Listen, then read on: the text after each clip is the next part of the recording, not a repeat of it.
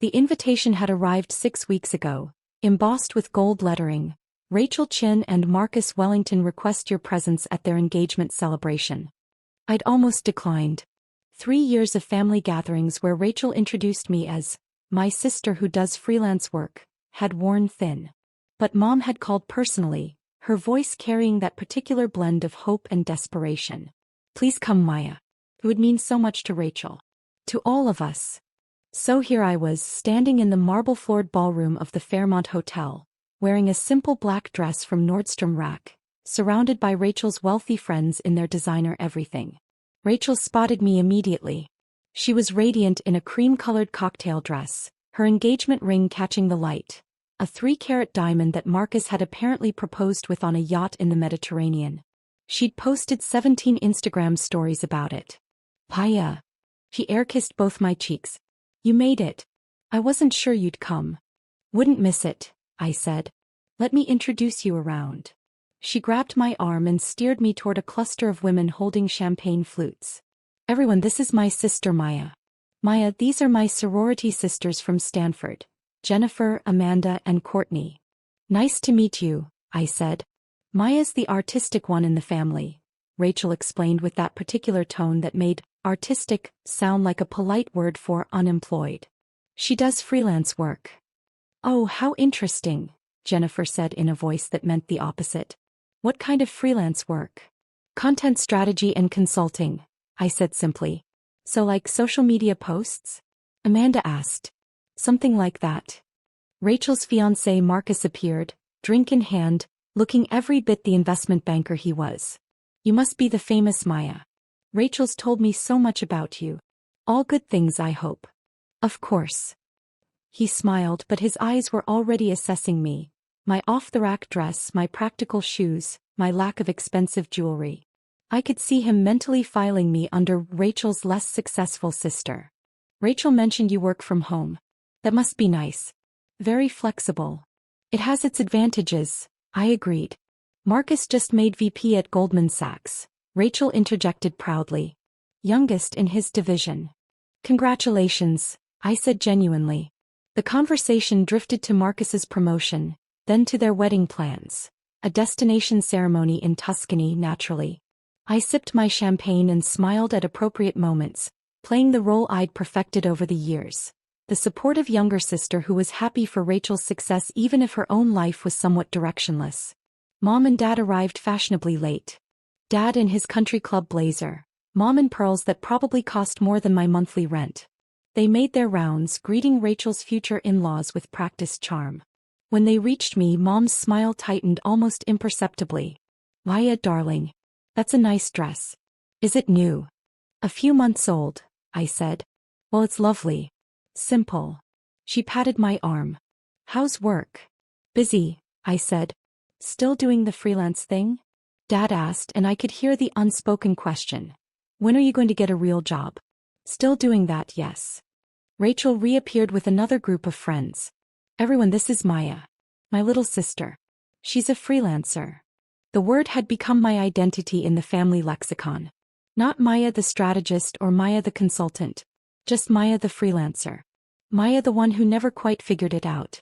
What they didn't know, what I'd deliberately never told them, was that my freelance work had evolved considerably over the past 5 years. It had started simply enough.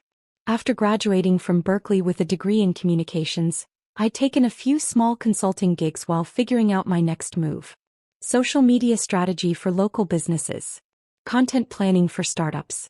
Small projects that paid the bills while I learned the industry. But then I'd started noticing patterns. The companies that succeeded weren't just posting content randomly. They had sophisticated strategies, data-driven approaches, psychological frameworks for audience engagement. I started developing my own methodology, refining it with each client. Within 2 years, I was working with Series B startups. Within 3, I had Fortune 500 companies on my client roster. By year 4, I'd built a consulting firm. Technically just me and a network of contractors, but we were generating $3.4 million in annual revenue. I'd kept the same apartment in Oakland. Drove the same Honda. Lived simply. And I'd never corrected my family's assumption that I was struggling.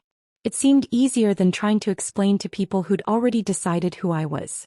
So Maya, Marcus's father approached, clearly making polite conversation. Rachel tells me you do social media work. Are you on Instagram? LinkedIn? I'm on LinkedIn, I said. You should connect with Marcus. He knows lots of people in tech. Maybe he could help you find something more stable than freelance work. That's kind of you, I said diplomatically. Rachel overheard and jumped in. Oh, that's a great idea. Marcus, you should introduce Maya to some of your contacts. She's been freelancing for years now. It's probably time for something more permanent, right, Maya? Every eye in the circle turned to me, waiting for me to gratefully accept their charity. I'm pretty happy with my current situation, I said carefully. But don't you want stability? Rachel pressed. Benefits? A 401k? You're 29, Maya. Most people our age have careers by now. Rachel has a point, Mom added, having drifted back into the conversation. We worry about you, sweetie. Freelancing is so uncertain. What happens when you're older? When you want to buy a house or start a family? I'm managing fine, I said. Are you though? Dad asked with fatherly concern that felt more like doubt. Because you never talk about your work. You never share any wins or successes. It makes us wonder if things are actually going well or if you're just too proud to admit you're struggling. The circle had grown. More of Rachel's friends, Marcus's colleagues, family members, all watching this intervention disguised as concern. I'm not struggling, I said quietly. Then why are you still freelancing? Rachel asked, genuinely confused. If things were going well, wouldn't you have been hired by now? Wouldn't you have a real position somewhere? I prefer the autonomy, I said.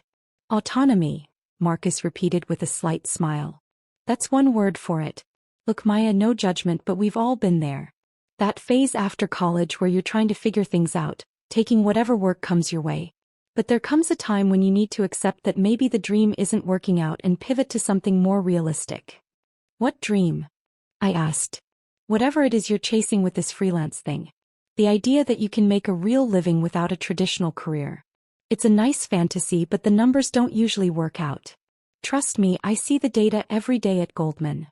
Several people nodded in agreement. Rachel looked at me with sisterly sympathy, like she was watching me finally face a difficult truth. I appreciate the concern, I said evenly. But I'm doing fine. You always say that, Rachel said with mild frustration. You always say everything is fine. But Maya, it's been 5 years since graduation. 5 years of freelancing with nothing to show for it. No promotions, no title changes, no forward momentum.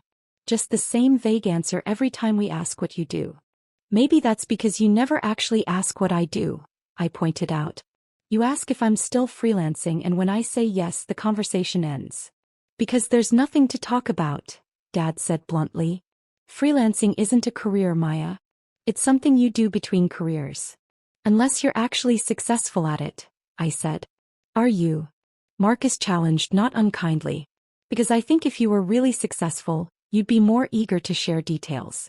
The fact that you're so secretive about your work suggests you're embarrassed about the reality of the situation. The logic was sound.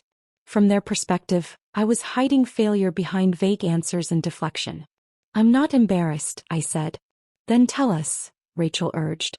Tell us about your freelance work. What are you working on? Who are your clients? How much are you making? Help us understand why you're so committed to this path. The entire party seemed to be listening now.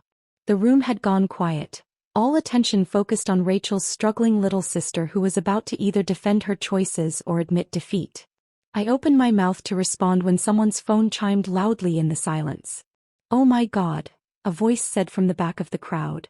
One of Rachel's Stanford friends, I thought her name was Jessica, was staring at her phone with her mouth open. Oh my God. What? Rachel asked, annoyed at the interruption. Jessica looked up, her face pale. She looked directly at me. You're Maya Chin? The Maya Chin. I'm Maya Chin, I confirmed cautiously. From Strategic Synthesis Consulting? My company name. The one I'd carefully never mentioned at family gatherings. Yes, I said. Jessica thrust her phone toward Rachel. Your sister is on Forbes. The 30 under 30 list. Industry leaders category. The champagne glass in Rachel's hand froze halfway to her lips. "What?" she said. "Forbes 30 under 30, Jessica repeated, her voice rising with excitement. "The list just dropped tonight. Maya Chin's Strategic Synthesis Consulting. It says she's revolutionized content strategy for Fortune 500 companies and generated over $50 million in value for her clients over the past 3 years." The silence was absolute. Marcus took Jessica's phone, read the screen, then looked at me like he was seeing a completely different person. "You're listed as founder and CEO of Strategic Synthesis. The article says you've worked with Adobe, Salesforce, and Microsoft. Among others," I said calmly. Dad grabbed the phone next. His face went through several expressions: confusion, disbelief, shock, and finally something like awe. "It says your consulting firm is valued at $8.2 million. Is that accurate?" "It's a conservative estimate," I said. "We'll probably hit $12 million by year end." Mom made a sound like someone had punched her. $12 million? Your company is worth $12 million. The valuation is based on annual recurring revenue and client contracts, I explained. "But yes, roughly that range." Rachel was scrolling through her own phone now, frantically pulling up the Forbes article. I could see her reading, her face growing paler with each paragraph. "You worked with Microsoft," she read aloud. "You developed their global content strategy that increased engagement by 340%. You consulted for Adobe on their Creative Cloud marketing approach. She looked up at me. "You've been doing this the whole time? These huge companies, these massive projects, and you never said anything." "You never asked," I pointed out again. "We asked all the time." Dad protested. "You asked if I was still freelancing, which technically I am. Strategic Synthesis is structured as a consulting firm, and I work independently with clients on a project basis. That's freelancing. You just assumed freelancing meant I was barely getting by." Marcus was scrolling now to your LinkedIn profile. Jesus Christ. You have recommendations from C-suite executives at half the Fortune 500. Your company website. How did we never find this? My company operates under a different name than my personal brand, I explained. And I keep a low profile deliberately. Most of my clients prefer confidential consulting relationships. Jennifer, the Stanford friend who'd originally asked what kind of freelance work I did, looked like she might faint. You're the Maya Chin who spoke at Stanford's business school last month. About digital strategy and brand positioning. I was there. I didn't connect. You looked so different in the photos. Professional headshots, I said simply. Rachel had found my company website. Your consulting rates start at $50,000 per project. $50,000. For a single project. That's the minimum, I confirmed. Enterprise contracts typically run $200,000 to $500,000. The math was visibly happening in everyone's heads. The number of projects I'd need to hit $3.4 million in annual revenue. The kind of clients paying those rates. The level of expertise required to command those fees. Why didn't you tell us? Mom asked and her voice cracked. All these years we thought you were struggling. We worried about you. And you were running a multi-million-dollar company. Would you have believed me if I'd told you 3 years ago? I asked. When I was just starting to build the client base. When you all assumed freelancing meant failure. Silence. Because we all knew the answer. You let us think you were barely getting by, Dad said slowly. You lived in that small apartment, drove that old car, dressed simply. You let us pity you. I didn't let you do anything, I corrected. You made assumptions based on your definition of success. I just didn't bother correcting them because your opinion of my career choices stopped mattering around year 2. The words landed hard. Rachel actually flinched. That's not fair, she said quietly. Isn't it? I looked around at all of them. How many times did you introduce me as your unemployed sister, or the freelancer? How many family gatherings ended with someone suggesting I get a real job, or offering to connect me with entry-level positions? You didn't see me as successful because I didn't fit your narrow definition of what success looks like. Marcus's father cleared his throat. To be fair, you were rather secretive about your work.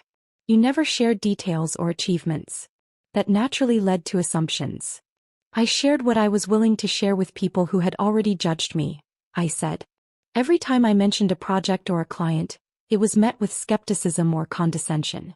So I stopped sharing. I focused on building something real instead of defending myself to people who weren't actually interested in understanding my work. We were interested, Mom protested weakly. You were interested in me fitting into your expectations, I corrected gently. There's a difference. Rachel's phone buzzed. Then Marcus's. Then several others around the room. They all looked at their screens with varying expressions of shock. It's trending, Jessica said. The Forbes 30 Under 30 announcement. Maya's profile is getting shared everywhere. Tech Twitter is exploding.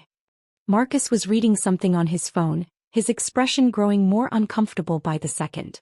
Someone from my firm just texted me. They want to know if I can introduce them to you. They're interested in hiring strategic synthesis for a major consulting project. I'm booked through next year, I said. But tell them to contact my team through the website. We can discuss 2026 availability. The casual way I said 2026 availability seemed to drive home just how successful I actually was. This wasn't a struggling freelancer grateful for any project. This was a highly sought-after consultant with a waiting list. Dad was still staring at his phone. There's a profile of you in TechCrunch from 6 months ago. The content strategist who doesn't chase followers but commands respect. Why didn't I ever see this? Because you never looked, I said simply. You assumed you knew my story, so you never bothered to research what I was actually building. Rachel set down her champagne glass carefully, like she was afraid she might drop it. I introduced you as unemployed tonight. To everyone here. I told them you were just doing freelance work, and I said it like... She couldn't finish the sentence. Like it was something to be embarrassed about, I finished for her. Yes, I noticed. I didn't know, she whispered. You didn't ask. You could have told me. I could have, I agreed. But somewhere around the third or fourth time you introduced me as your struggling sister, I realized you weren't interested in my actual life. You were interested in maintaining a particular narrative where you were the successful daughter and I was the cautionary tale. The truth of that statement hung in the air. Rachel's eyes filled with tears. That's not. I didn't. She looked around at her friends, her fiancé, our parents. Everyone was watching her. I was trying to help. We all were. You were trying to fix something that wasn't broken, I said. You saw freelancing and assumed failure because it didn't match your definition of success. But I've been successful by my own metrics this whole time. I built something meaningful, worked with incredible companies, and maintained the autonomy I value. The fact that it didn't come with a traditional job title or office building didn't make it less real. Marcus stepped forward, looking genuinely apologetic. I owe you an apology. Everything I said earlier about freelancing being a phase, about pivoting to something realistic, I was completely wrong. And condescending. I'm sorry. Apology accepted, I said. Can I ask you something? He glanced at Rachel. Why did you keep it secret? Really? I considered the question carefully. Because I learned something important early on. The people who truly respect you don't need external validation to believe in you. They don't need Forbes to tell them you're successful. They trust your judgment and support your choices even when they don't fully understand them. And the people who do need that external validation, they're not really supporting you. They're supporting the idea of success they can understand and quantify. That's what you think of us? Mom asked, hurt evident in her voice. That we only value you now because Forbes validated you? Don't you? I asked gently. 20 minutes ago, you were all concerned about my lack of stability and suggesting I needed Marcus's help to find a real job. Now you're all looking at me differently. The only thing that changed was external validation. I'm the same person doing the same work I've been doing for 5 years. But now it counts because Forbes said so. The accuracy of that observation was written on every face. Dad cleared his throat. You're right. You're absolutely right, and I hate that you're right. We should have trusted you. Believed in you. Asked more questions and made fewer assumptions. Yes, I agreed simply. Can you forgive us? Rachel asked, tears now streaming down her face. I've been a terrible sister. Dismissive and condescending and so focused on my own achievements that I completely missed yours. I'm so sorry. I looked at her. My sister who'd been so proud of her Stanford degree, her consulting job, her wealthy fiancé. She'd built a life that looked successful by conventional measures. and she genuinely believed she was further ahead than me. I forgive you, I said. But Rachel, you need to understand something. This isn't just about tonight or this party. This is about 5 years of you treating my choices like mistakes. 5 years of introductions that made me sound like a failure. 5 years of unsolicited advice from people who never bothered to understand what I was actually building. I know, she whispered. I know, and I hate myself for it. Don't hate yourself, I said more gently. Just learn from it. Learn that success comes in different forms. That someone can be doing exceptionally well even if their path doesn't match your expectations. That maybe you should ask questions before making judgments.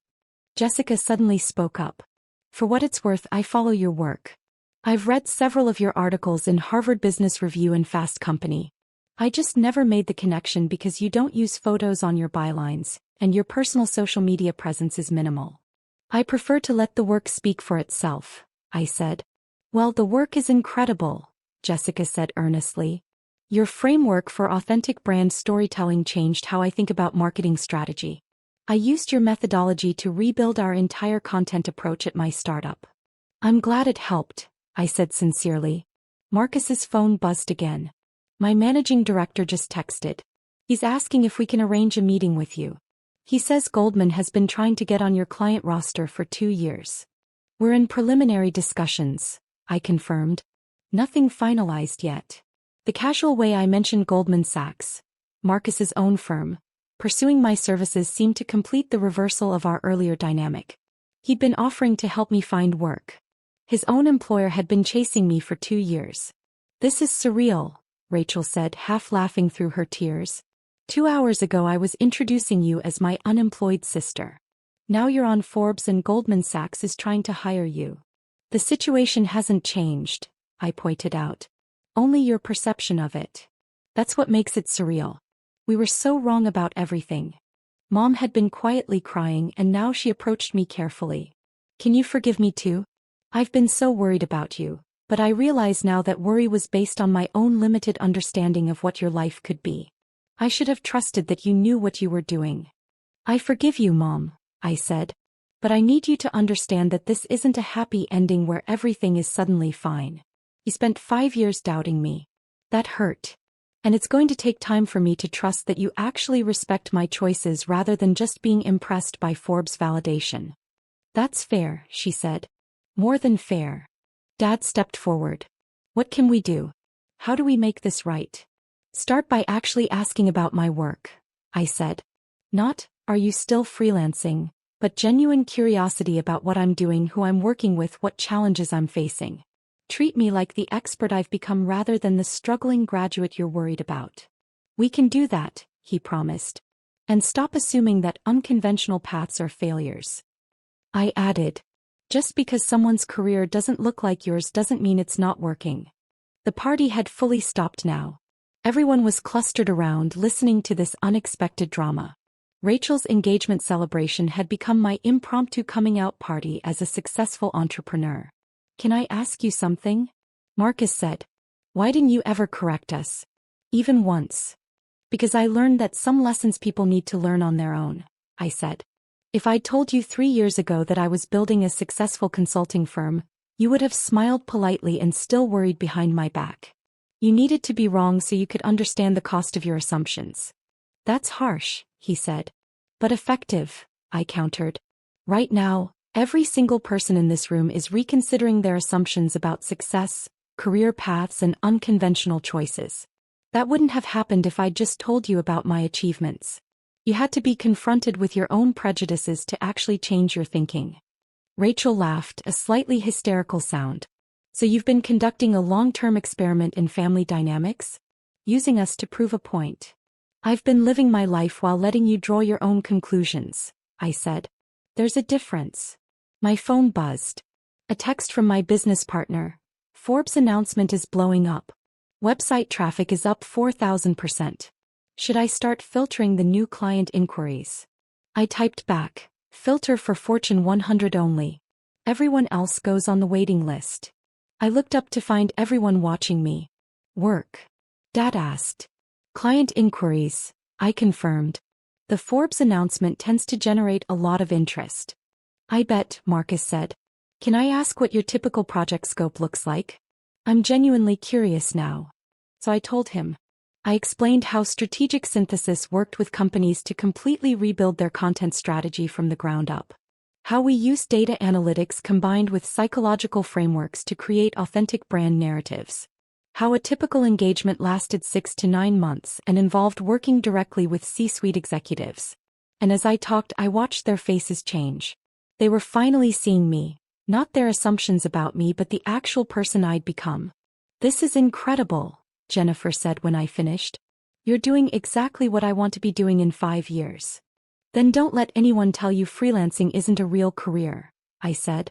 If you're good at what you do and you provide genuine value, the path doesn't matter. Rachel wiped her eyes and managed a genuine smile. I'm proud of you. I should have said that years ago, but I'm saying it now. I'm incredibly proud of what you've built. Thank you, I said. Does this change anything? She asked quietly. Between us? I considered the question. I don't know yet. I need time to process tonight, and years of feeling dismissed don't disappear because of one Forbes announcement.